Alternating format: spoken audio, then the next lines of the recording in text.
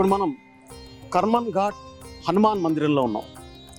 ఇది ఎల్బీ నగర్కి సుమారుగా ఒక 4-5 కిలోమీటర్ల డిస్టెన్స్లో ఉంటుంది. ఇక్కడికి రావడానికి చాలా బస్సెస్ ఉన్నాయి. ఇది ఎంతో ప్రత్యేకత ఉన్న ఆలయం. ఈ ఆలయ వివరాలన్నీ కూడా మనం తెలుసుకుందాం.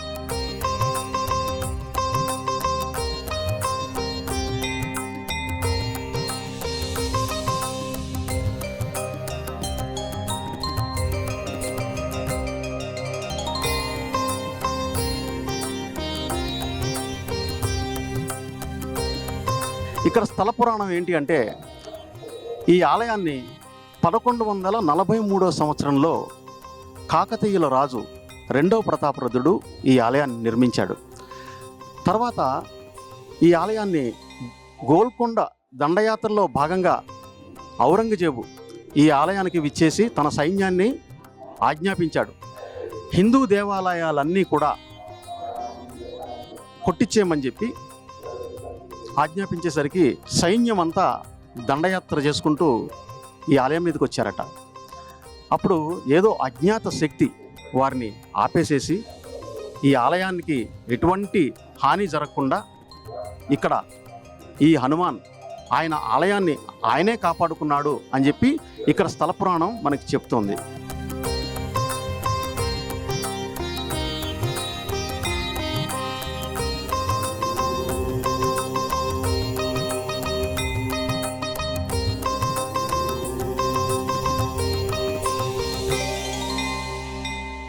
ఔరంగజేబు తనే స్వయంగా రంగంలోకి దిగి ఈ ఆలయాన్ని కూల్చడానికి ఇక్కడికి విచ్చేసాడనమాట. అప్పుడు ఔరంగజేబుకి ఒక శబ్దం వినిపించింది అనమాట. గట్టి శబ్దాలతో కరో మన్ ఘాట్ అనే శబ్దం వినిపించిందంట. అది వినిపించేసరికి, ఎవరు నువ్వు, ఎక్కడున్నావు, ధైర్యం ఉంటే కనిపించు అని అన్నాడంట. కరో మన్ ఘాట్ అంటే మనసు దృఢంగా చేసుకో అనే అర్థం అనమాట. ఆ మాట వినేసరికి కొంచెం భయం మొదలైందంట ఔరంగజేబుకి.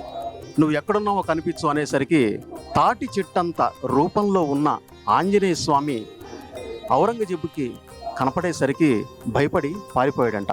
ఇది ఇక్కడి స్థల పురాణం చెప్తోంది మనకి. దీన్ని మరిన్ని వివరాలు మనం లోపలికి వెళ్ళి చూద్దాం.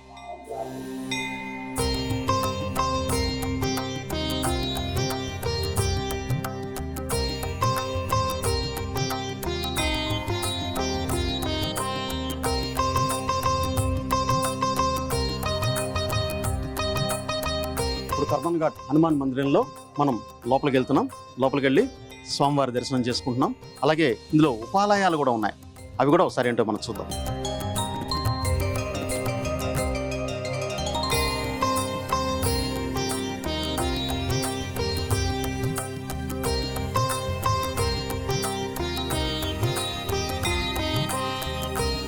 ఓం గం గణపతయే నమః. వక్రతుండ మహాకాయ కోటి సూర్య సమప్రభ నిర్విఘ్నం కురుమే దేవ సర్వకార్యేషు సరదా. మన హైందవ సాంప్రదాయ ప్రకారంగా ముందుగా మనం ఏ దేవుణ్ణి పూజించినా, ఏ దేవతను పూజించినా ముందుగా మనం విఘ్నేశ్వరిని దర్శించుకున్న తర్వాతే ఆ ఆదిదేవుణ్ణి దర్శించుకోవాలని చెప్పి మన హిందూ పురాణాలు చెప్తున్నాయి. అలాగే దానిలో భాగంగానే ముందుగా మనం ఆ విఘ్నేశ్వరిని దర్శనం చేసుకుని తర్వాత ఆంజనేయ స్వామి వారిని దర్శనం చేసుకుందాం.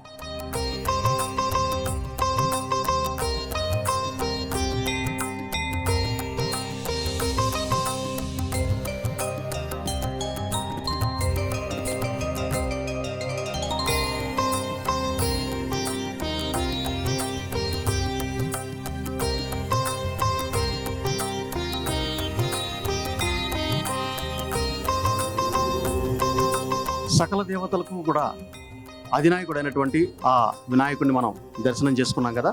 ఆ తర్వాత మనం ఆంజనేయ స్వామి వారిని కూడా దర్శనం చేసుకుందాం.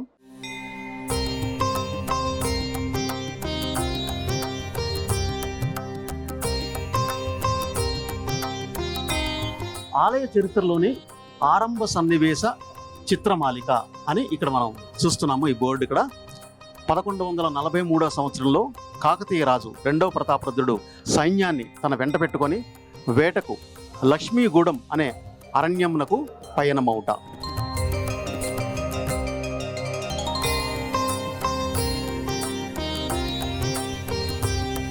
రెండవ సన్నివేశ చిత్రమాలికని మనం ఇక్కడ చూస్తున్నాము.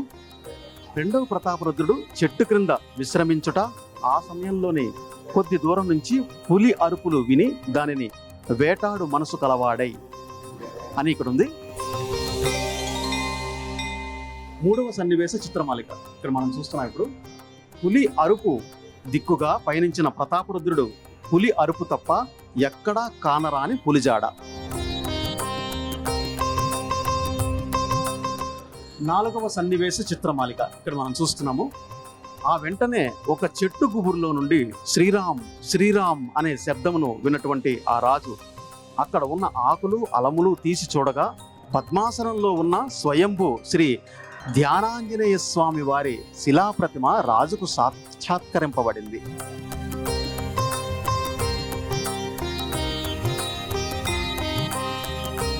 ఐదవ సన్నివేశ చిత్రమాలిక ఇక్కడ మనం చూస్తున్నాము. రాజుగారికి శ్రీ ధ్యానాంజనేయ స్వామి వారు స్వప్నంలో కనిపించి తాను దర్శనం ఇచ్చిన చోటనే తనకు ఒక మంచి మందిరం నిర్మించమని ఆదేశించడం.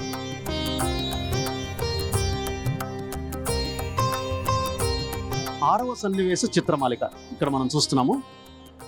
రాజుగారు తన సపరివార సైన్యము మరియు మంత్రి పురోహితాదులతో ఇచ్చేసి ఒక శుభముహూర్తమున మందిర నిర్మాణం చేపట్టడం. ఏడవ సన్నివేశ చిత్రమాలిక ఇక్కడ మనం చూస్తున్నాం బోర్డు మీద. 17వ శతాబ్దంన ఔరంగజేబు హిందూ దేవాలయాలపై దండయాత్రలో భాగంగా ఈ ఆలయాన్ని కూడా ధ్వంసం చేయమని తన సైన్యాన్ని పంపడం.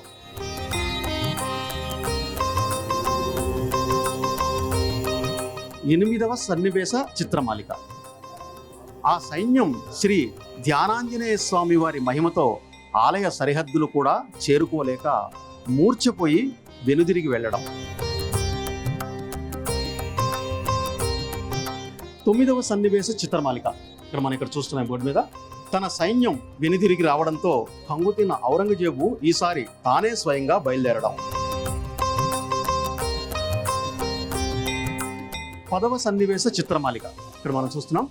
ఆలయ సమీపానికి చేరుకున్న ఔరంగజేబుకి స్వయంగా ఆంజనేయ స్వామి తన భీకరమైన గర్జన పలుకులు ఈ విధంగా వినిపించను. హే రాజన్, మందిర్ తోడ్నా హైతో అంటే పెహ్లే తుమ్ కరో మన్ఘట్ అనగా అంతటా ఔరంగజేబు స్వామివారి సత్యాన్ని చూపమనగా అప్పుడు శ్రీ ధ్యానాంజనేయ స్వామి తన విశ్వరూప సాక్షాత్కారం చూపించి ఔరంగజేబు గర్వం అణిచి కనుప్పి కలిగించాడు. నాటి నుండి కాలక్రమంలో ఈ యొక్క ప్రాంతం కర్మన్ ఘాట్ అనే పేరుగా రూపాంతరం చెందింది.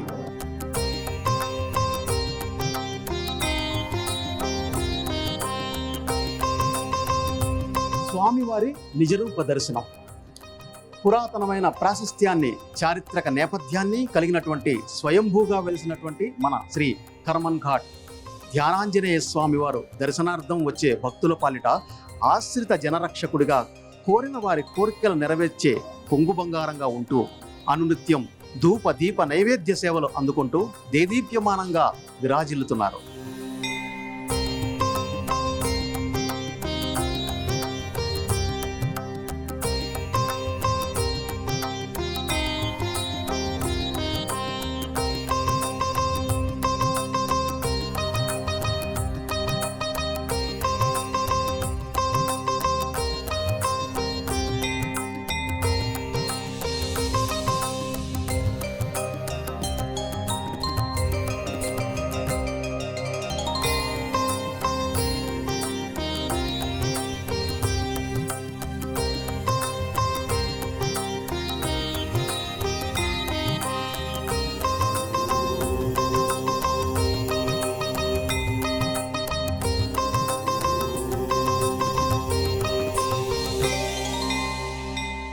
ఇక్కడ భక్తులు తమ కోరికలు తీర్చుకోవడానికి ఇలా ముడుపులు కడతారు ఇక్కడ.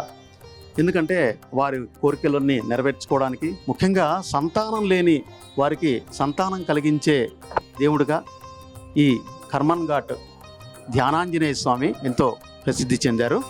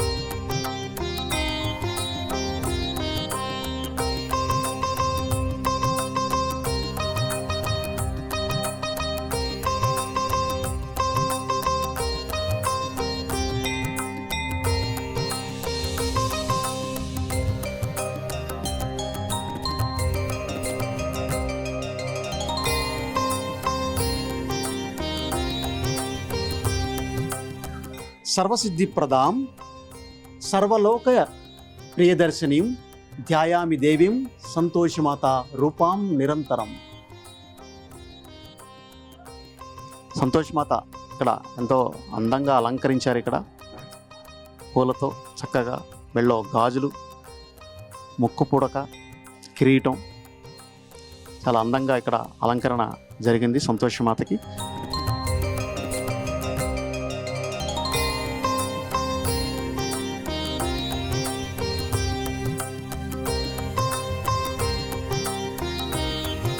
ఈ ధ్యానాంజనేయ స్వామి ఆలయంలో ఇంకొక ఉపాలయం ఉంది, శ్రీ కోదండరామాలయం అన్నమాట.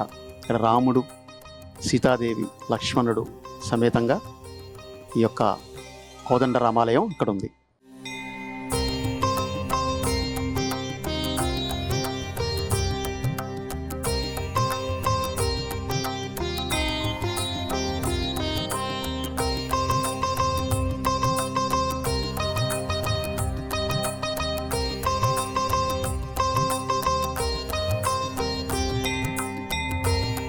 ఈ ఉపాలయాల్లో భాగంగా శ్రీ నాగేశ్వర ఆలయం కూడా ఈ ధ్యానాంజనేయ స్వామి ఆలయంలో కొలువై ఉంది.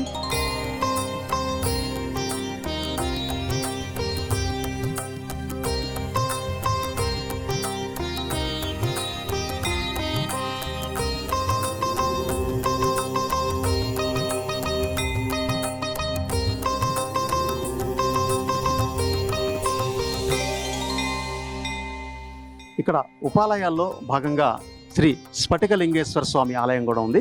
ఆలయాన్ని కూడా మనం ఇప్పుడు సందర్శిద్దాం.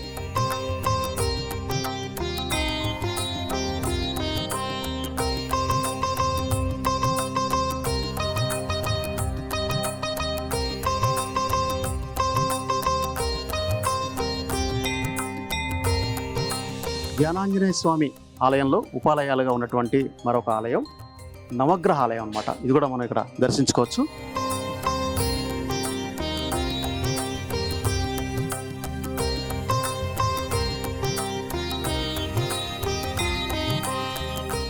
ఈ ధ్యానాంజనేయ స్వామి ఆలయంలో ఇక్కడ ఒక రావి చెట్టు ఉంది.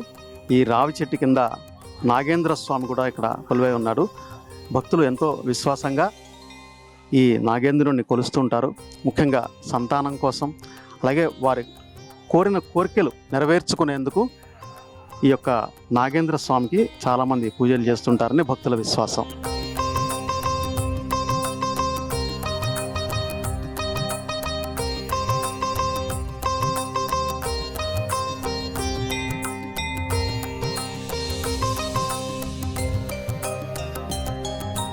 ఇక్కడ సరస్వతీదేవి ఆలయం కూడా ఇక్కడ ఉంది. ముఖ్యంగా అక్షాభ్యాసం ఇలాంటి కార్యక్రమాలు ఇక్కడ ఎంతో విశేషంగా నిర్వహిస్తూ ఉంటారు.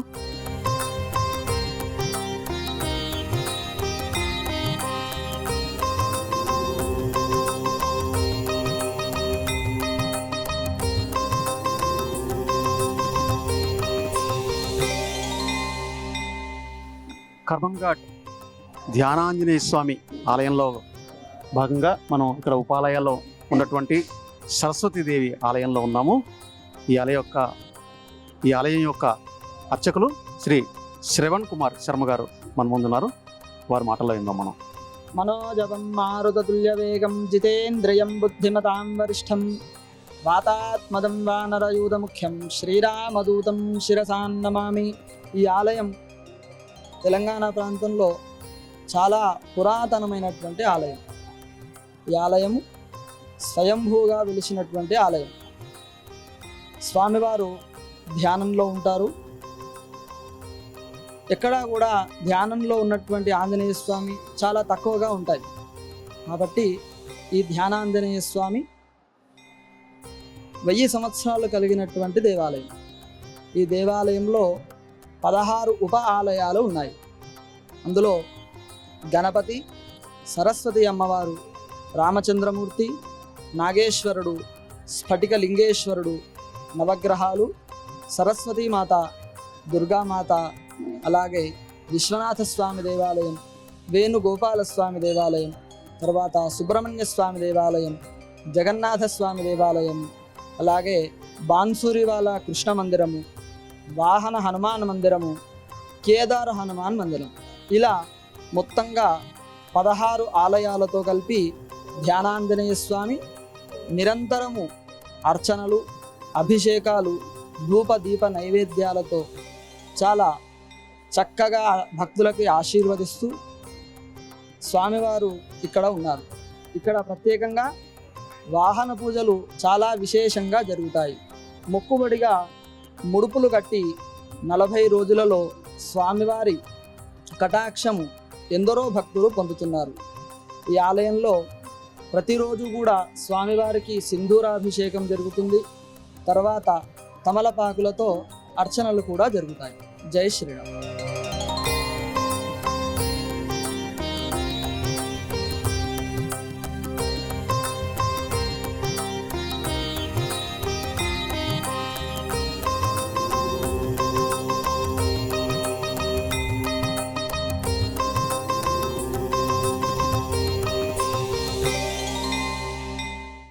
ఉపాలయాల్లో భాగంగా ఇక్కడ శ్రీ విశ్వనాథ ఆలయాన్ని కూడా మనం ఇక్కడ దర్శించుకోవచ్చు. ముందుగా మనకి నందీశ్వరుడు ఇక్కడ దర్శనమిస్తున్నారు.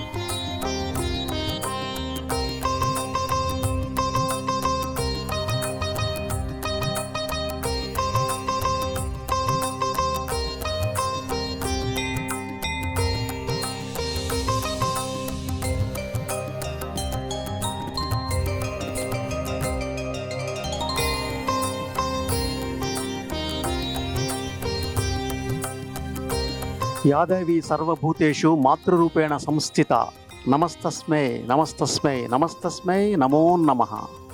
దుర్గామాత ఒక ఆలయంలో ఉన్నాం మనం ఇప్పుడు. దుర్గాదేవిని కూడా అలా అందంగా అలంకరించి పూలమాలతో అలాగే బంగారంతో కూడా అలంకరించి ఉన్నారు.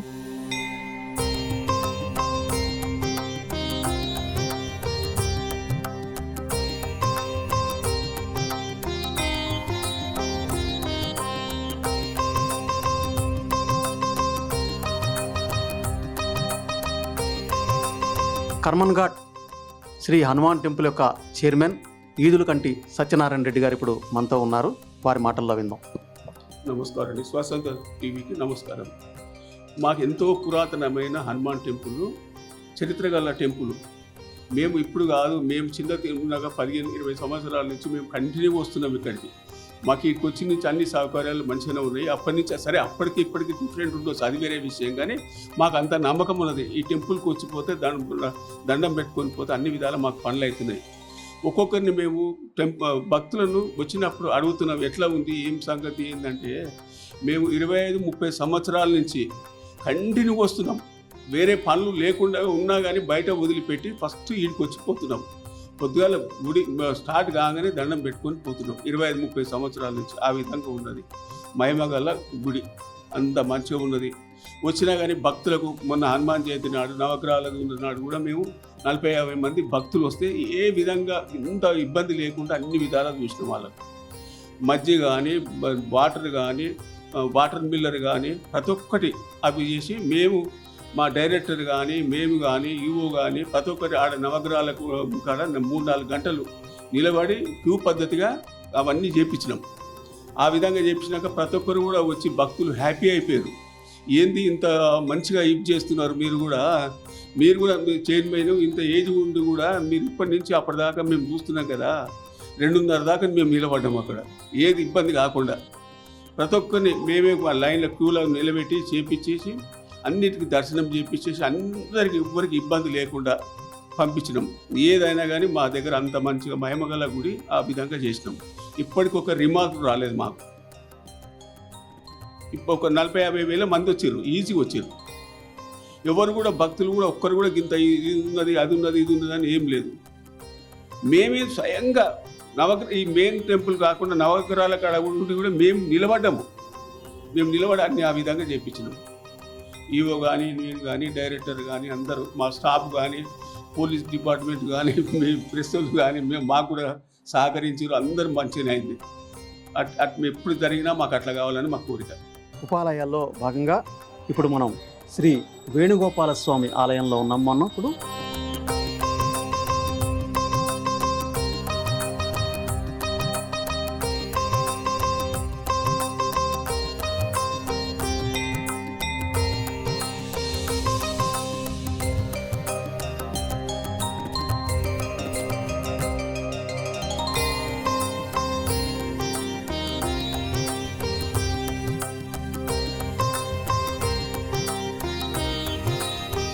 ప్రతి వారం వారం వస్తుంటా, ప్రతి వారం వారం దర్శించుకొని వెళ్తుంటా. చాలా మంచిగా ఉంటుంది ఇక్కడికి వచ్చినందుకు.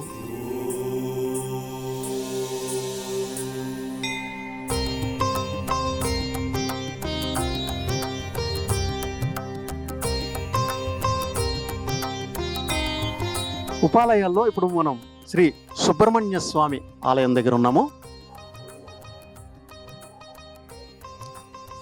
ఈ సుబ్రహ్మణ్య స్వామిని కూడా చాలా విశేషంగా కొలుస్తూ ఉంటారు. పిల్లలు లేని దంపతులు ముఖ్యంగా ఈ యొక్క ఆలయాన్ని సందర్శించి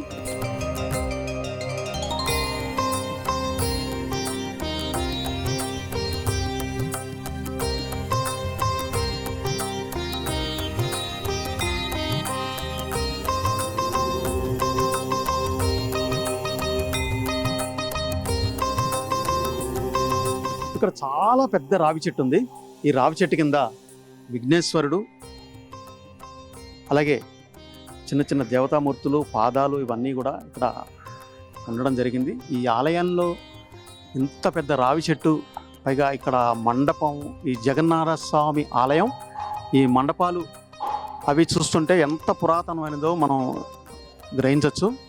ఇవన్నీ ఇప్పటి కాదు, చాలా వందల వేల ఏళ్ల క్రితం నిర్మించినట్టుగా తెలుస్తోంది ఇవన్నీ కూడా.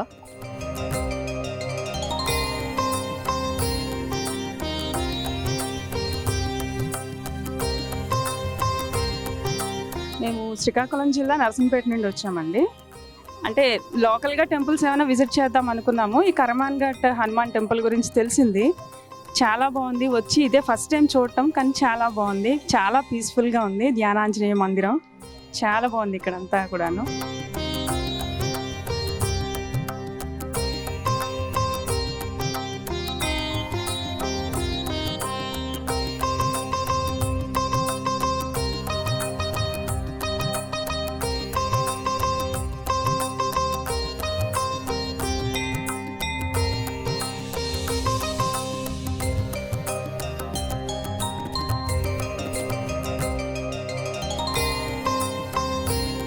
ఇది కర్మాన్ ఘాట్ హనుమాన్ టెంపుల్ అండి.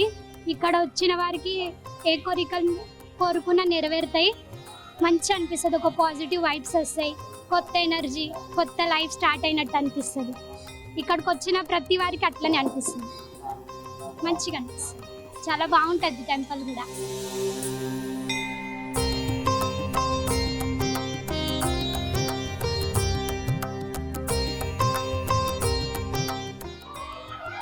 కర్మాన్ ఘాట్ శ్రీ ధ్యానాంజనేయ స్వామి ఆలయాన్ని మనం సందర్శించాం. అలాగే ఉపాలయాలు కూడా మనం సందర్శించడం జరిగింది. మీ అందరూ ఈ కార్యక్రమం నచ్చిందని చెప్పి మేము అనుకుంటున్నాము. మళ్ళీ వచ్చే ఆదివారం మరొక స్థల పురాణ కార్యక్రమంలో మళ్ళీ కలుద్దాం. అంతవరకు సెలవు. నమస్కారం.